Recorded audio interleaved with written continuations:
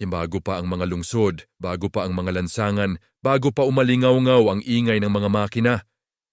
Iisa lamang ang mundo noon, ang ilang. At sa pusod ng ilang na iyon, naroon ang Grey Wolf.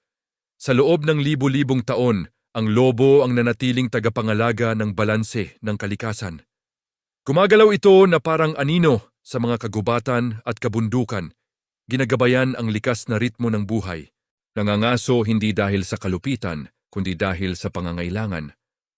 Ang bawat habulan ay humahasa ng likas na galing.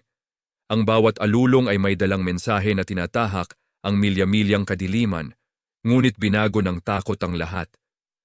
Habang lumalawak ang mundo ng tao, ang lobo ay hindi na itinuring na tagapagbantay ng balanse, kundi isang banta.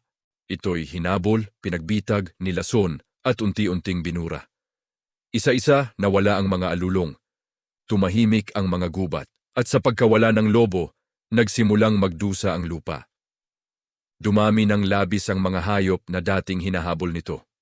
Nagbago ang daloy ng mga ilog, naglaho ang mga puno, nawala ang kaayusan ng kalikasan.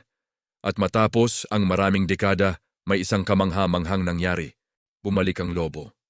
Nang muling ipakilala ang mga Grey Wolf sa Yellowstone National Park, tumugon ang mismong kalikasan.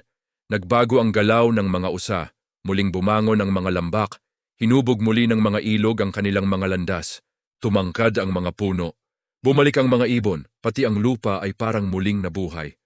Lahat ng iyon dahil lamang sa isang mandaragit na nakauwi. Ang Grey Wolf ay hindi lamang isang mangangaso. Ito ay simbolo ng balanse. Ito ay pamilya, namumuhay sa mahigpit na ugnayan, nagpoprotekta sa mga anak, nabubuhay sa tiwala at pagkakaisa. Ito ay katatagan, patuloy na naglalakbay sa gitna ng niyebe at unos. At ito ay kalayaan, mailap, hindi kailanman masusupil at hindi pagmamay-ari ni numan. Hanggang ngayon, ang lobo ay patuloy na naglalakad sa pagitan ng paghanga at takot. Ngunit nananatiling sinauna at malinaw ang mensahe nito. Kapag naglaho ang lobo, naghihirap ang kalikasan. Kapag bumalik ang lobo, naaalala ng buhay kung paano muling huminga